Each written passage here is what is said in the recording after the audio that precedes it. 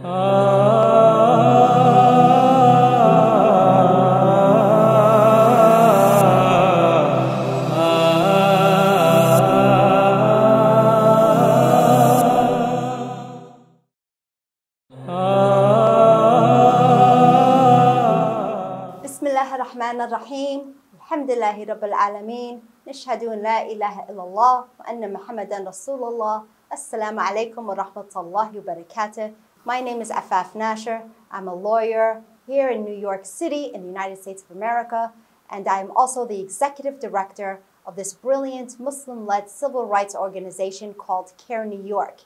CAIR-New York is an abbreviation. It stands for a longer organization name, and that is the Council on American Islamic Relations, the New York chapter. We're a network of civil rights organizations. We're led by Muslims, and we fight for Muslims. We fight for the right to be Muslim. We fight for the right to practice Islam. We fight for the right for everyone to be able to pray wherever they are, at work or at school. We fight for the right for masajids to be built. We fight for the right for our sisters to wear hijab, our brothers to maintain their beard, if that's what they choose to do.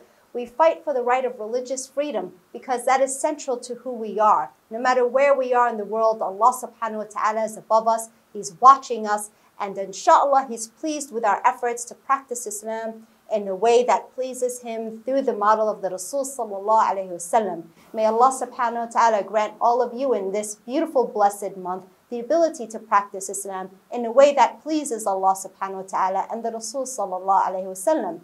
So, a part of our efforts here at CAIR-New York, like I said, is to defend this right to be Muslim.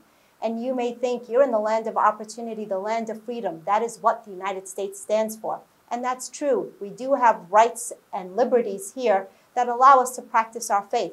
But unfortunately, there are many people who don't want Islam to grow in the United States. Not because we're bad people, not because we do anything wrong necessarily, but because either they are ignorant or they want to maintain special privileges only for certain parts of American society. Or they want us to lose our Islamic identity and to practice the things that they want us to practice, even if it goes against what Allah subhanahu wa ta'ala and the Rasul sallallahu alayhi wasallam have taught us in order to be observant to Islam and our faith. Well, that's not an option for us. As Muslims, we prioritize and we know our identity as Muslims is first and foremost, because inna lillahi wa inna ilayhi raji'un. We know our life is temporary and we're going to go back to Allah subhanahu wa ta'ala.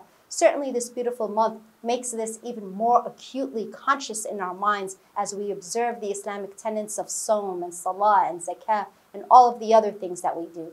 My brothers and my sisters, even though this seems a little bit harsh, and I've spoken in different episodes about some of the concerns and issues we face in the United States, I also want to remain hopeful, because that's also the sunnah of the Rasul sallallahu alaihi wasallam, to be optimistic and hopeful. And I want to say that it is not all Americans that fight Islam. As a matter of fact, I would say the majority of Americans of all different races, of all different religious backgrounds, of all different communities, unite with Muslims and say, you too have the right to practice your religion just like I do. They believe in this tenet that we all know in the Quran as lakum dinukum waliya din. And they say we're all here in America because if you're threatened with religious freedoms that are taken away from you, that means any of us can be threatened. And we won't allow that to happen, and we'll stand shoulder to shoulder with you. I'll give you a quick example. When the Muslim ban happened, you all remember that was a few years back when Trump became president of the United States. And he shut down the doors in immigration for mainly Muslim-majority countries. Well, during that time, protests revolved all around the world, but especially, obviously, in the United States. And you had people, thousands upon thousands of people, go to the airports, and they were shouting, "Let them in, let them in." And they did it with conviction in their hearts that Muslims deserve the right to be here just like anyone else. And if you look at those videotapes, you'll see every single color. You'll see every single religion. You'll see every single age group. People who believe in religion and believe, even those that are atheists and don't believe in religion and don't believe in God, they chose to stand up for what's right, saying that people should be able to choose for themselves when and how to practice their faith, and we should be a country that applauds and allows that to happen. So this coalition work, I've also learned, exists, and we also offer it to other cultures. Let me give you an example.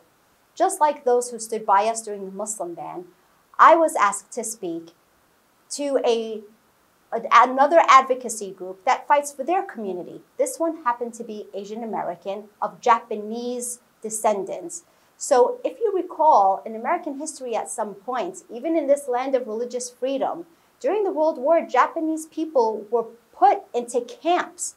They were literally interned into camps, not because they did something illegal, but because they were Japanese, and the United States decided that that made them suspicious because the United States was, of course, fighting Japanese and the Japanese allies in the World War. But these were Japanese Americans that had not done anything wrong. And so why were they put in these camps and in these prisons, essentially, right? So when I was a kid going to school here in the United States, in New York, they didn't really teach us too much about the Japanese experience. They didn't teach us things about the Chinese Exclusion Act, which was another immigration ban that Chinese people went through, just like the Muslims went through with President Trump's Muslim ban. And so as we explore the differences between us, we also must emphasize the strength that we have together, because so many communities have been victimized or targeted by unjust profiling and unjust actions by a government or a portion of the community. And let me tell you, there are many more of us than there are against those who choose to hate us because of where we're from in our religion. Alhamdulillah Rabbil Alameen, people are compassionate, and it's through Allah's mercy that we see this compassion. May Allah subhanahu wa ta'ala always have us amongst those who receive His mercy. May He protect us from any harm that befalls on us, either from ourselves, from others, or from powerful agencies and governments. And may Allah subhanahu wa ta'ala allow us to work together with all people who want to see good happen, with all people who are dedicated to barakah and khair, so that we can be a source of good for the entire worldwide community. Jazakumullah khairan for being with us here at iTV, for listening to this and other episodes, and inshallah we'll see you once again soon.